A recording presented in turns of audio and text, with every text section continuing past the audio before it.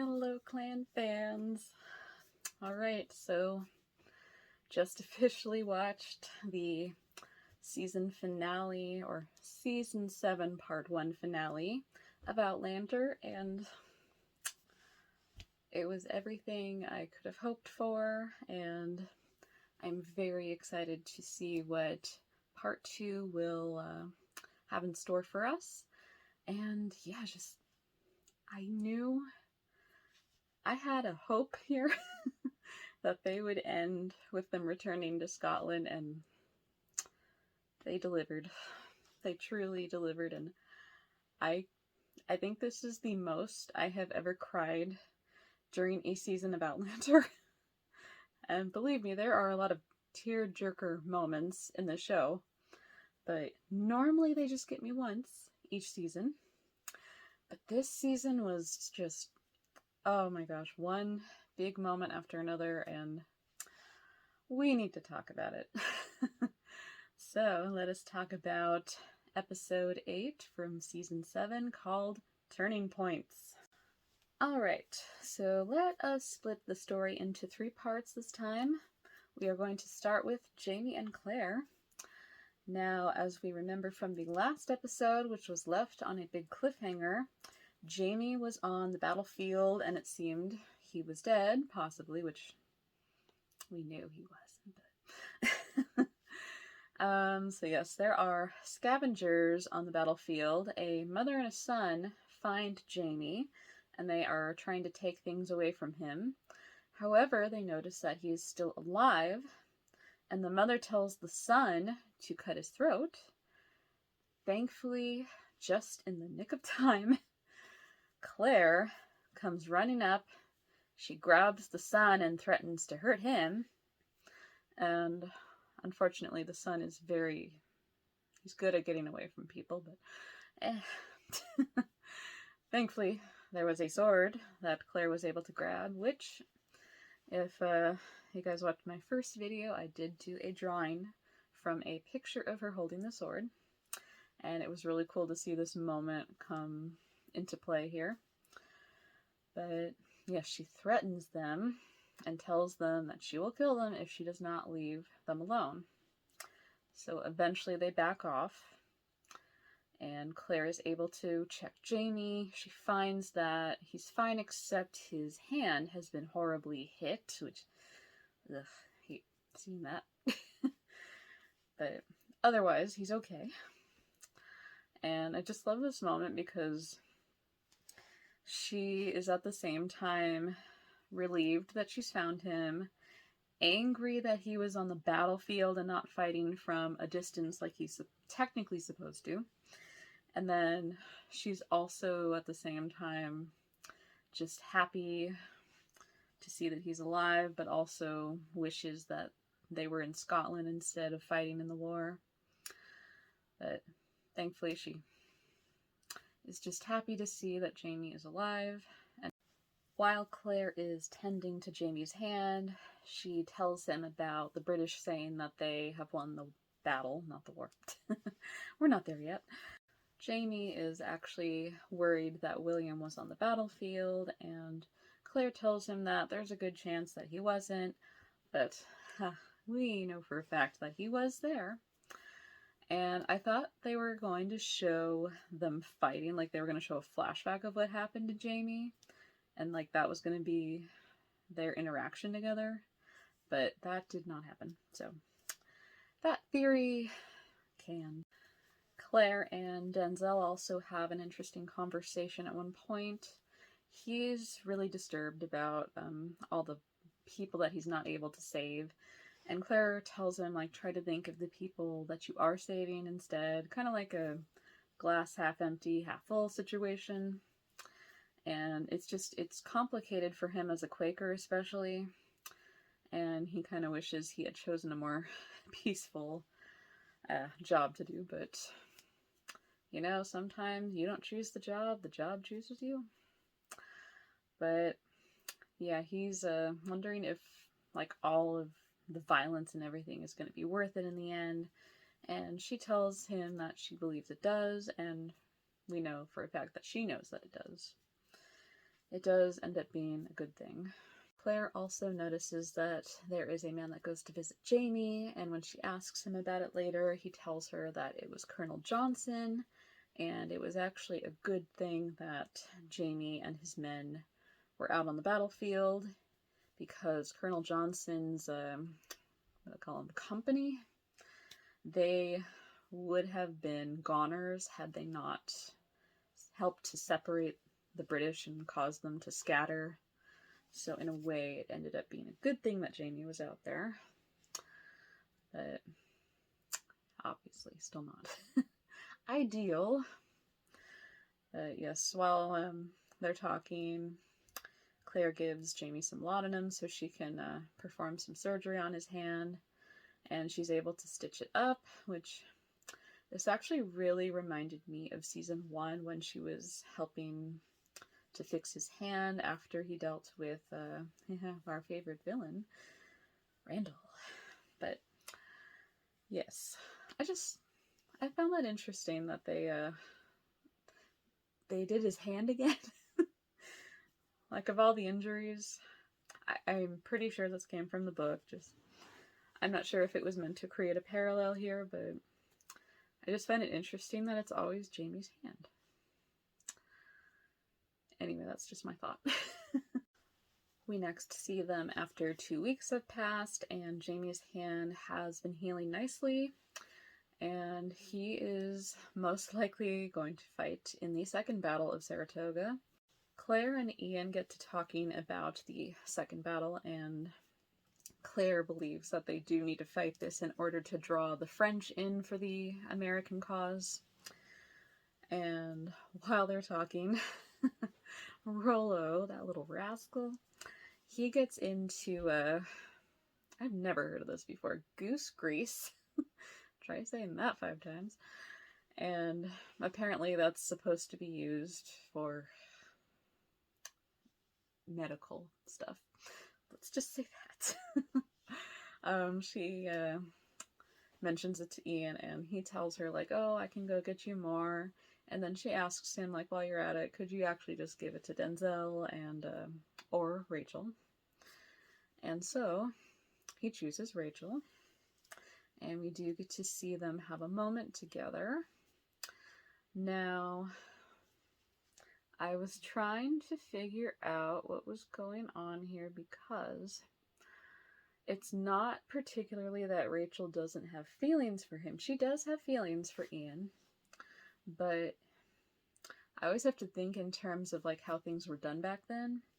So, A, she's a Quaker, so there's a little bit more to the religion there in terms of relationships that you have.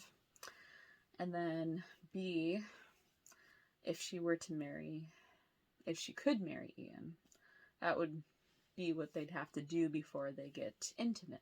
So that is the issue that they are dealing with here. However, they still share a cute moment when Ian accidentally drops the goose grease, because, you know, it's slippery. And while they're reaching down for it, they touch hands, and then that's when Ian kisses Rachel, the very first kiss. And, like, she tries to tell him, like, no, they can't do that. She even slaps him at one point. But yeah, it's just kind of a complicated situation for them. And Ian tells her, like, if that's the situation, then you can't be near me, because he can't be around her without wanting her. So that's when he takes his leave. And later Rachel does talk to her brother about what had happened. And he explains to her, like, he already kind of got a little, like, I don't know how to say this exactly. He got kind of kicked out of the meetings, is what they call it, which I assume is the Quaker community. I'm sure it's been explained. It's been a lot this season. But he tells her, like, she still hasn't been kicked out yet, so if she were to have a relationship with Ian, it wouldn't be accepted, and then pretty much their community would turn their backs on her, and that's kind of the issue there. However, she still does have strong feelings for him, and she doesn't want that to go away. So it'll be interesting to see how that story develops in part 2. But yeah, we'll get more into their story a little later. Back to Jamie and Claire. Claire is actually approached by a man, and he wants to do a medical trade. So because she has run out of laudanum, she needs more of that, and then the man just wants some kind of bark that... I didn't catch the name. Some kind of bark that's used to heal, in a sense. And so she does the trade with him, and while they're doing that, they actually do have a philosophical talk, which was kind of neat. This whole time, I'm trying to figure out who this man is, and it is done on purpose that we don't know who he is yet.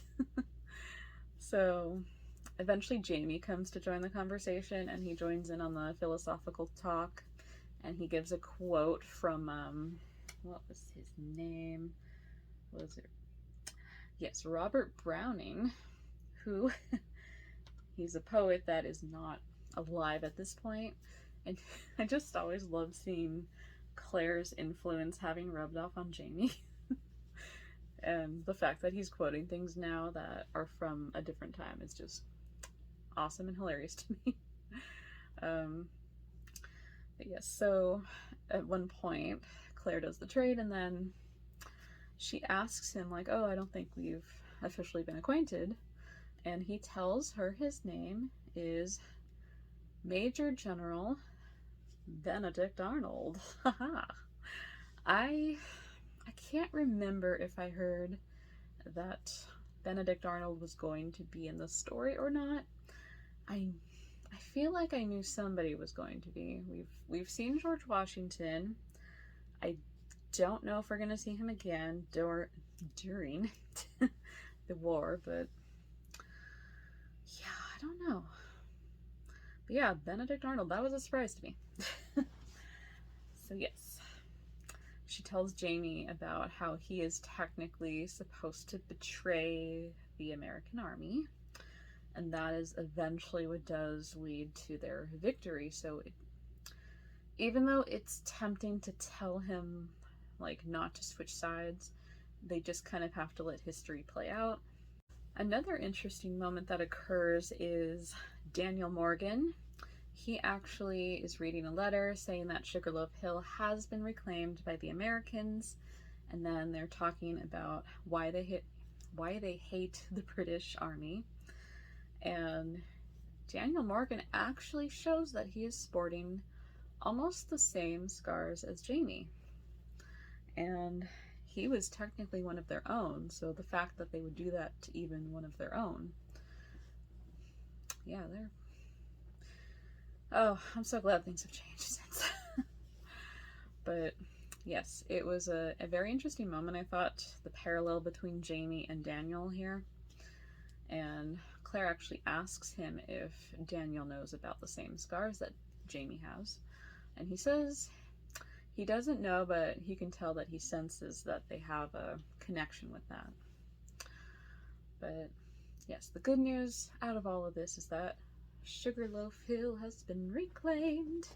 I also have to say, 499 lashes? 499 lashes? That doesn't even sound possible. I think at that point, the person who's doing the lashing is torturing themselves. God, they were crazy back then. And with that, we begin the second Battle of Saratoga. And this is the one that gets really intense because Jamie is back on the field, and while Daniel Morgan and Benedict Arnold are telling everybody to shoot General Fraser, who is out there with the British, Jamie at one point is told to shoot at him, and he can't because he's his kin, which I think that was kind of nasty of them to expect out of Jamie, because they know that they're both Frasers. And I know war, you can't really entirely protect people that are on the other side, even if they're family. That's kind of always been a complication in wars, but I still just think that was so nervy of them. The fact that they should have known too, like, obviously both Frasers. But yeah, you know, war. That's the only explanation, isn't it? But yes, Jamie does aim his gun at General Fraser. However, he does choose to miss. And what does he shoot instead? He shoots the hat off of one of the soldiers, who is William. Like, the shock on Jamie's face when he realized that he almost shot his son. Just the whole battle changes in that moment, especially like Jamie's point of view. And somebody does manage to aim and shoot at General Fraser. So once he's hit, the British do have to retreat, and they go back to the fort, and the Americans continue to charge on the fort. Jamie is able to get back into battle mode. However, once he's in the fort, he is just constantly thinking about William. Like, he's so worried he's going to hurt him. At one point, one of the soldiers who looks like William gets killed, and Jamie almost freaks out, but then he realizes it's not his son. But yeah, it was just really an intense moment for him. And thankfully, Jamie does not end up hurting William. William is fine. But yeah, I loved how they did that scene. Because you can tell, like, it's such a conflicting moment for Jamie. Obviously not William, because he still has no idea, but... yeah, like I said, it's complicated, not just Fraser to Fraser, but Fraser to Ransom too. Benedict Arnold was also hurt during the battle, and he is actually being attended to by Claire later, and he's just so upset by being injured, and he feels like he's never going to get the respect that he deserves. And he asks Claire, like, does she think his feelings are valid about, like, feeling bitter towards these people who look down on him? And this is where she kind of has to lie, like, yeah, like, it's understandable to feel that way. His feelings aren't wrong. And she has to lie because Benedict Arnold does have to become disillusioned with fighting for the Americans. And we don't get to see that story continue, but we can tell that that's just gonna push history in the right direction, let's say. While Jamie and Claire are talking, Jamie mentions that he almost hurt William, and they're talking about how the British are actually going to surrender. It's just going to take some time for that surrender to be finalized, which I guess, if I'm understanding this correctly, it means specifically this regiment of the British Army can no longer fight in the war once they surrender. I don't know battle strategy. I am just doing my best trying to pick up all of this. But I'm pretty sure that's what it means. Because they mention, like, once they surrender that they are no longer allowed to fight in the war. And at one point, a British soldier does come to the tent, and he says that General Fraser has requested the presence of Jamie. So they do go to the British camp, and General Fraser is dying, and he had wished to see Jamie, his kin, and they actually have a nice moment together. And it's a bad situation for General Fraser, but he's happy to at least have kin by his side while he's dying. And Claire does leave the tent for a moment, and she does actually find William. And they do have a little short conversation, like, she tells him that she's sorry about General Fraser, sorry about the loss, and William gets a little defensive here, like, do you mean the loss of the battle? It's like, calm down, And she tells him, like, it's kind of the complication with war, like I mentioned earlier, like, you win some, you lose some. It doesn't matter who wins.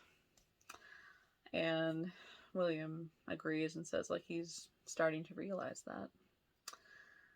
And then Jamie comes out because General Fraser has passed. And Jamie has brought with him William's hat. And he goes over to William, tells him that he owes him a hat, and then he just leaves. That was the last moment between them in this season, which this was the first and last moment, actually, but they have met before, which this part gets a little complicated because it's like Jamie was saying he wanted to speak with his son before he kills him, which I don't know if he means, like, now that he's a man, because he's spoken to him before. It's not like this is the first time, so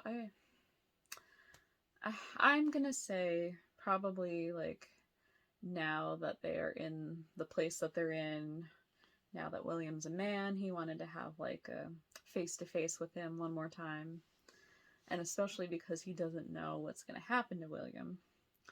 And he feels bad because he's almost shot him twice now, which I was trying to think, like, wait, when was the first time? And it was when he had to save him as a baby from his crazy, not father. And, yeah, gosh, that was back in season 3. So long ago. But yeah, so it was a nice moment for them to have between each other. It was just kind of a moment of respect, but I still can't help but wonder when William is going to learn the truth about Jamie being his actual father, because I believe he does find out eventually. I'm going to assume in part 2 is when it happens. I doubt they're going to wait for season 8. But yes, William also gets the ranking of captain because that was General Fraser's final wish. And something I haven't really talked about was the relationship between General Fraser and William. I thought that was an interesting bond because we didn't get to see them together too much, but General Fraser really was good at giving encouragement to William. He was good at expecting the best out of him. And even when William, like, froze on the battlefield when his friend got shot, like, General Fraser, like, got William back on his feet, and he didn't berate him, like, later on for freezing. He actually understood what William was going through. So I thought that was, like, a nice dynamic that they created between them. And also the fact that, if you think about it, William and General Fraser are actually related. Because that is Jamie's cousin. So, yeah. That's actually something I hadn't thought about before. But yes, just the idea of kinsmen there. That was really neat that they included that. Jamie also later learns that General Fraser's final wish was that his body be taken back to Scotland for burial, which means Jamie is being requested to go back to Scotland. And just that moment, because I didn't realize that that's how that happens. My heart lit up. So he, Claire, and Ian finally get to go back. And this is actually part of the term of surrender, so they respected General Fraser so much they do want to grant his final wish. So they will escort Jamie, Claire, and Ian on a British ship back to Scotland. And that moment, I'm gonna get to that. I'm gonna wait to get to that. But yes. So since they're leaving for Scotland, Ian is actually asking Rachel to watch over Rollo for him because he knows he's probably not going to do well on the ship. And Rachel gladly agrees because that means Ian has a reason to return to her. So the feelings there are still very strong for each other. However, later on when Rachel is walking with Rollo, most likely after Ian has left, she is walking by a certain somebody that Rollo recognizes. And I would think Rollo would sense not good intentions with Mr. Bug, but he approaches him like a friend. But yeah, Mr. Bug's there.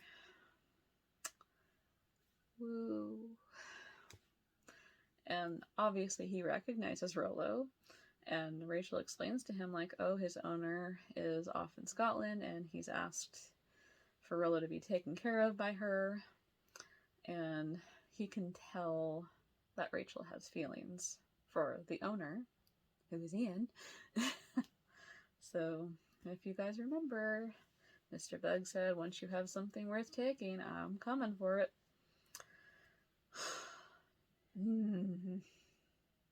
Yep, that'll be interesting to see that play out in part 2. Yeah, I don't know how that storyline goes, but I sense it's not going to be an easy journey getting there, but I know eventually Ian and Rachel do end up together, but I don't quite know what happens to Mr. Bug, so yeah, we'll find out. Now I'm going to quickly pivot over to Bree and Roger's story. We did not get to see them too much in this episode, but the storyline is pretty much set up for the next half of the season. So Roger and Buck return back to Lallybroch and tell Bree what has happened to Jemmy. And Bree realizes, because she had been looking at the office and seeing what was missing, she realized that the gold musket ball was gone, and that one of the letters was missing, which detailed about the gold that Jamie had hidden. And we know that in that letter, Jamie mentioned that Jemmy knows where it is. So that's why Rob took Jemmy. Now I know.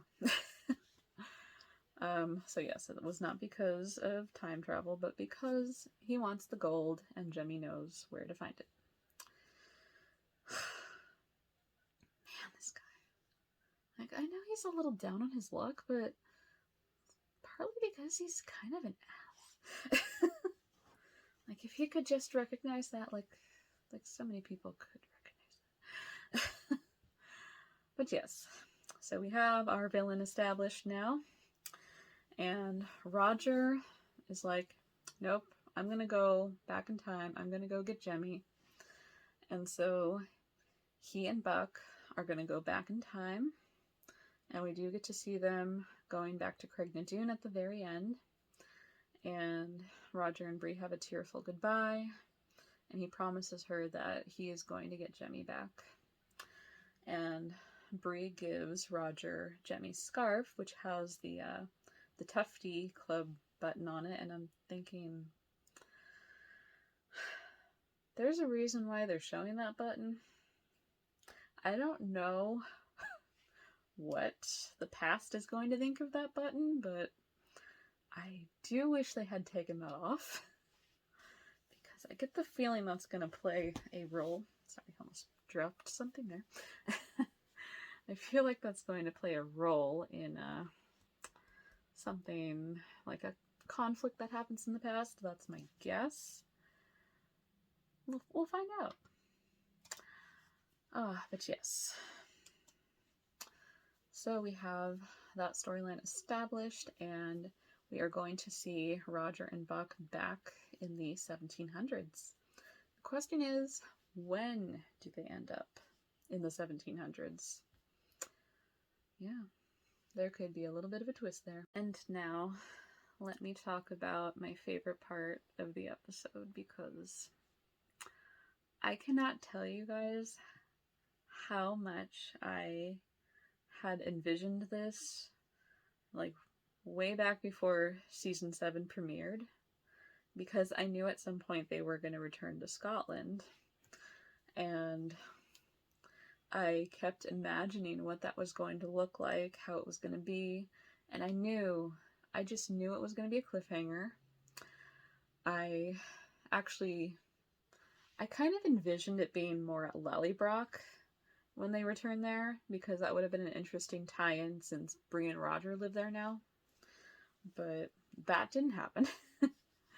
However, the cliffhanger / ending to season 7 part 1 was indeed them returning to Scotland. So we see them on the boat, and just a little funny moment here.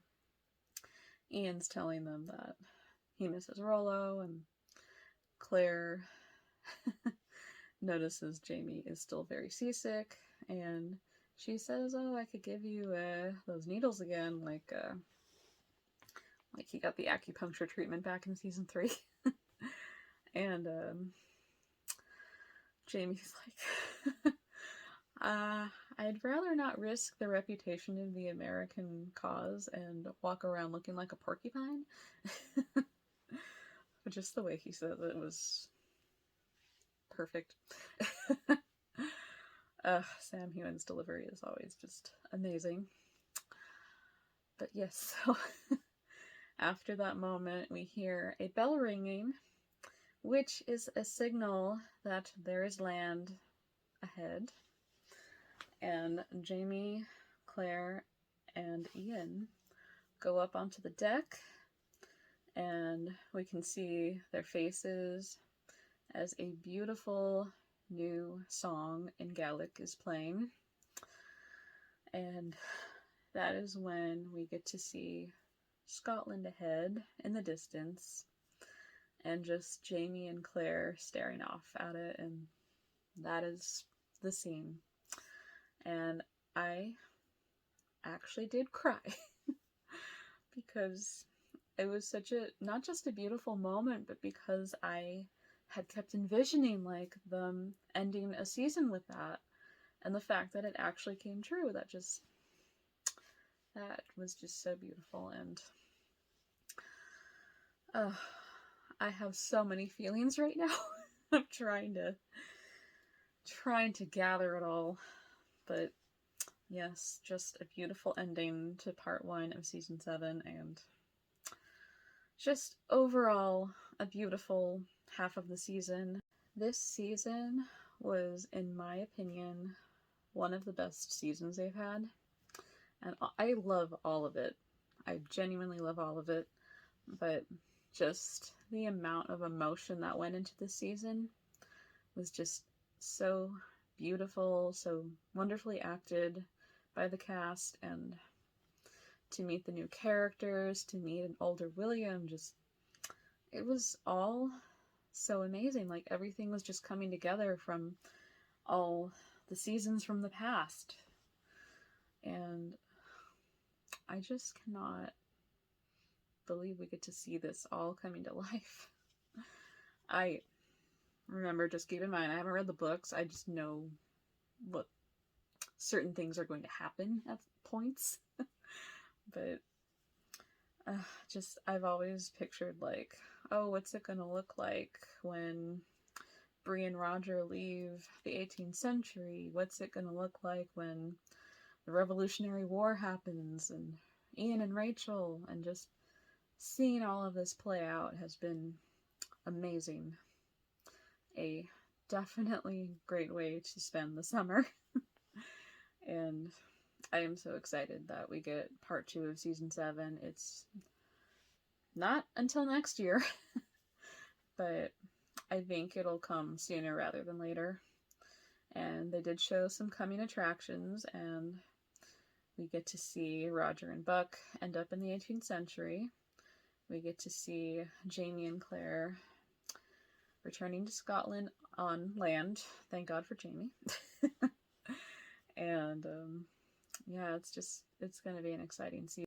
We will get to see Elder Ian, and we will get to see Jenny, who, like I said, she's going to be played by a different actress. Laura Donnelly has moved on to different parts, and I understand, just she will definitely be missed. I'm definitely interested to see what the new actress will bring to the role, and I cannot wait.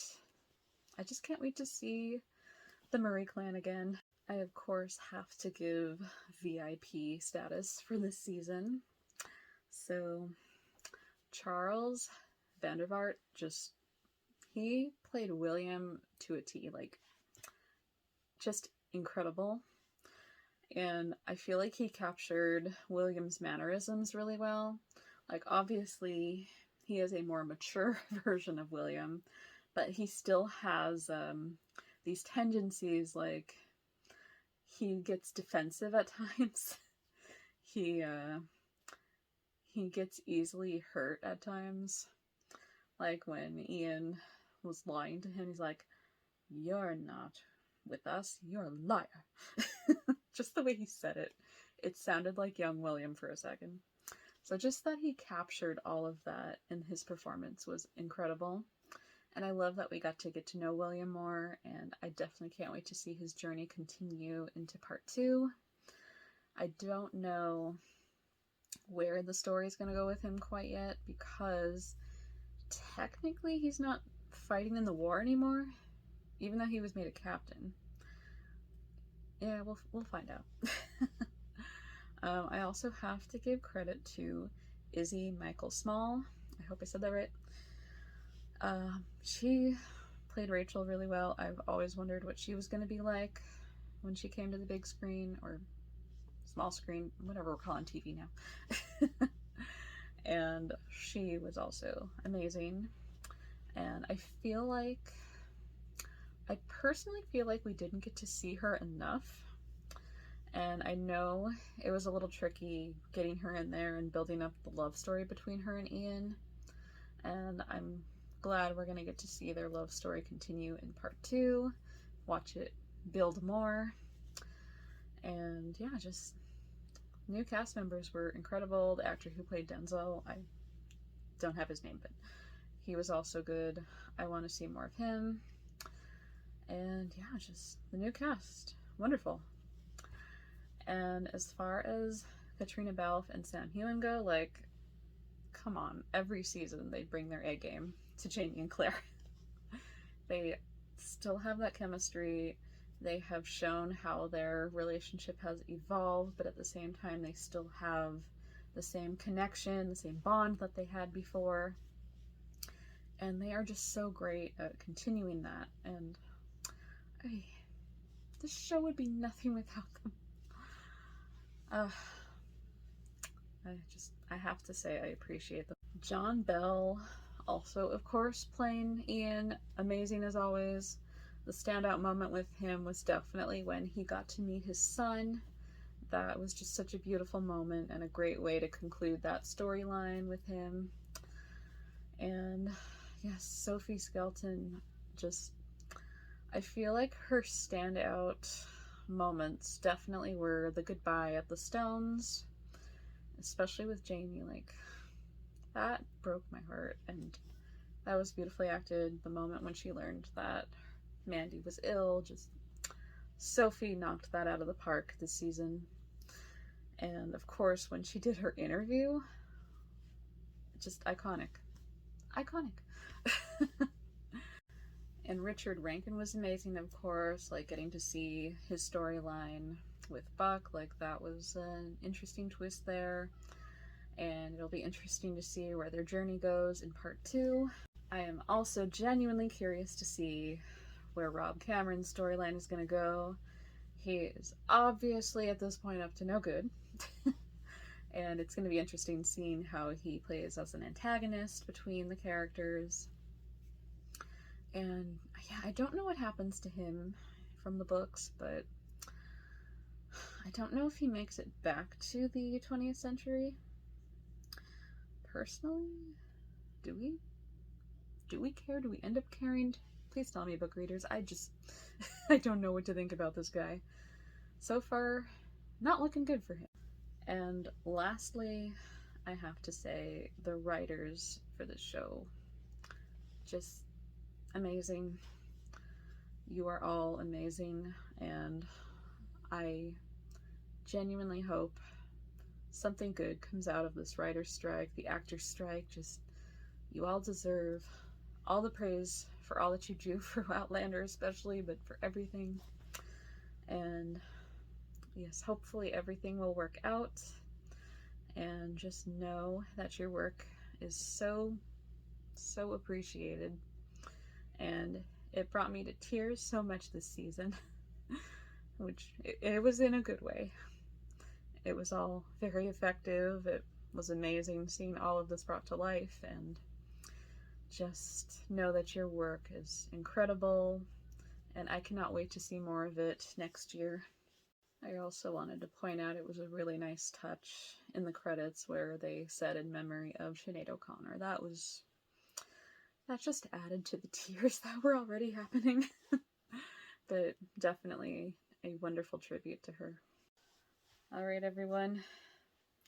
Tell me what you all thought of this episode, what you thought of the whole part 1 of the season. I thought it was amazing, and I cannot wait to see part 2, where we get to explore Scotland again, and I can't wait to show you guys more of my artwork too, because I have some things that I'm working on. So that's from season 1, Claire looking at Scotland, and I thought it would be appropriate to show this because, obviously. Definitely can't wait to finish that piece, and I just can't wait to see the story continue in Scotland. And as much as I loved crying this season, I hope next season shows a little mercy. But wait, is this going to be the season where, like, Marsley and Fergus and oh god, no. No. I don't want that to happen from the books. Can that change? Que sera, sera. I know. But yes, season 7, part 1 is done. I can't wait for part 2, and I cannot wait to see you all again soon. I don't know if I'm going to do, if Bridgerton season 3 ever comes out, I might do a review for that, but otherwise, I probably will not see you all until next year, so please have a good rest of the summer, rest of the year. Enjoy the rest of season 7, part 1, and I will see you all very soon. Bye!